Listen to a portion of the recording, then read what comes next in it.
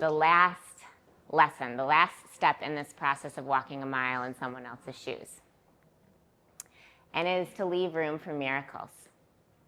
Because although we all love a process, and we like to have strategic plans of how we're getting from A to B and how we're making stuff happen in our lives, the real magic in our work and in our life, it happens in those unplanned moments.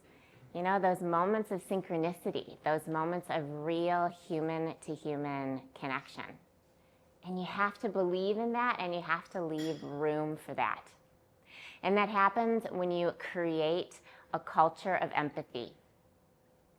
If you can create an open culture in your workplace, a culture where your coworkers feel comfortable coming to you and telling you when they get that cancer diagnosis, you will open up a space for miracles to happen, a space where people can support each other.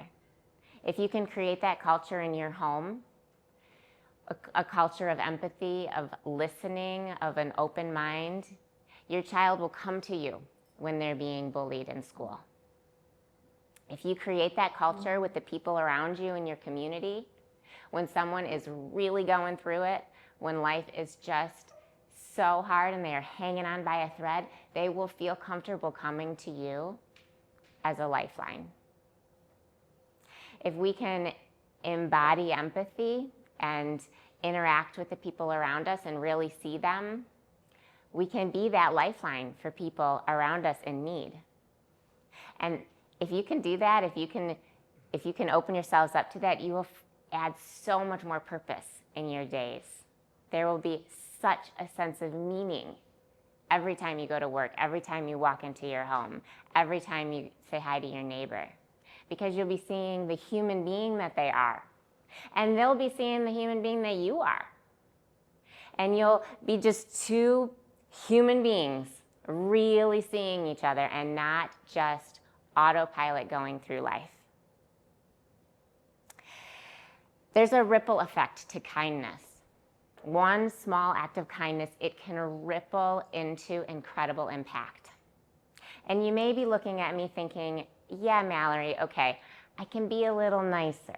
I could be open-minded, but we have real problems in the world, and there's a real work to get done. And is showing empathy for someone, is it really going to make a difference? Is it really going to move the needle? But it will. And I'll prove it to you. You remember this man, Billy, the father in Vegas? Well, I had followed my own little formula. Break up your routine, get out of your comfort zone. I was out of my comfort zone. I was in a tunnel in Vegas, not my comfort zone. See the person, not the problem. Okay, I wasn't seeing homelessness. I was seeing a man. Pick one person. Got it. Billy. Be wildly curious. Oh, I was super curious, and I was asking him all the questions, and he actually told me what he needed. He told me he wanted to hold his kids before he died. But I was stumped. It's like I followed my own prescription, but I didn't know how to help him. Same way you're not going to know how to cure your coworker's cancer. And as much as you want to, you can't go to school and stand up to the bully for your kid. And your neighbor whose finances are a total mess, you can't spend all of your money trying to fix their financial ruin. You're going to have moments where you feel like, I don't know how to help this person. But you can do something. And you do what you know how to do. So what I knew how to do is tell a story. I know how to do video fundraisers. So I told Billy's story. I made a video about Billy and I put it up on my YouTube channel and I asked people to donate. And in 24 hours, I raised $12,000 to help Billy and his friends in the tunnels. And I took that money and I bought them supplies. I bought them socks and shoes and flashlights and batteries and bus cards and phone cards and grocery cards. And I bought Billy a bike so he had some transportation. And I found a local dentist who would work on his teeth because after 20 years of being homeless, he only had 4 teeth left in his mouth.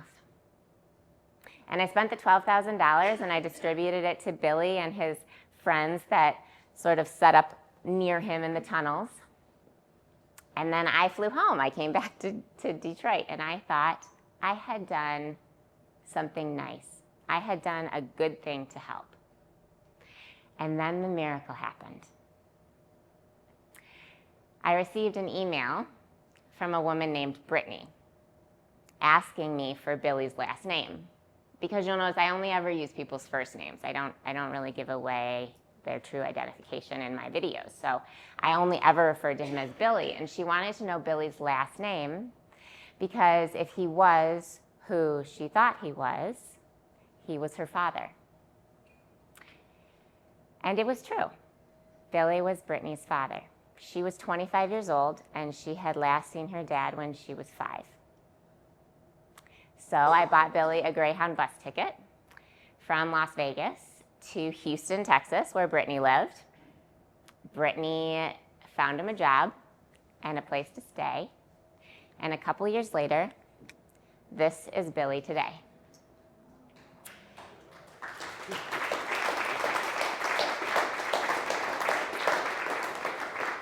It's incredible. He is a hardworking Texan. He fully embraced Texas lifestyle. He bought his own truck.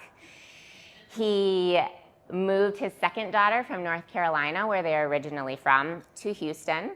So both of his daughters and all of his grandchildren live within walking distance from his house. He sees them multiple times a week.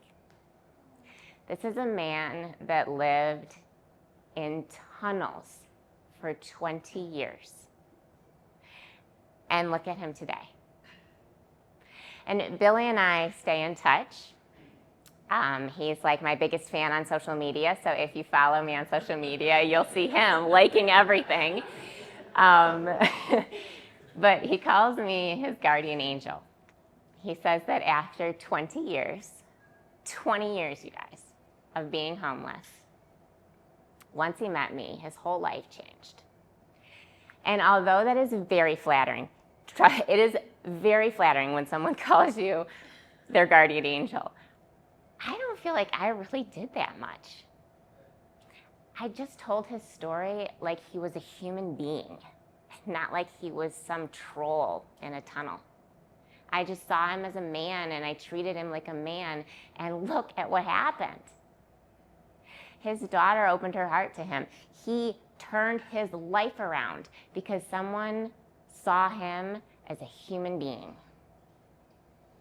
You can create an incredible impact if you can reach out to someone when they need you the most and you can show true empathy for them.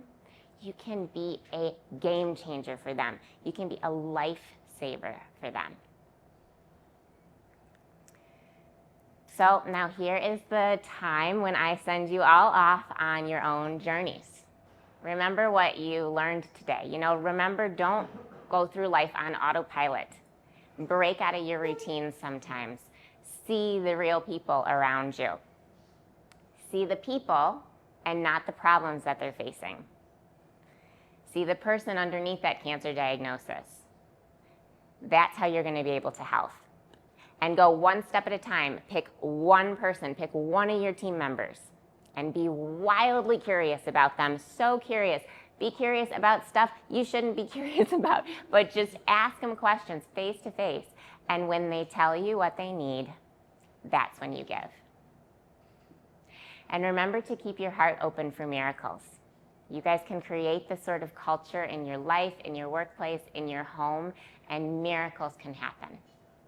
You will be a better leader. You'll be a better husband, a better wife, a better father, a better mother, and just a better human being. So I wish you all good luck on your journeys, going out to walk a mile in someone else's shoes. It is going to be an incredible ride. Thank you, guys.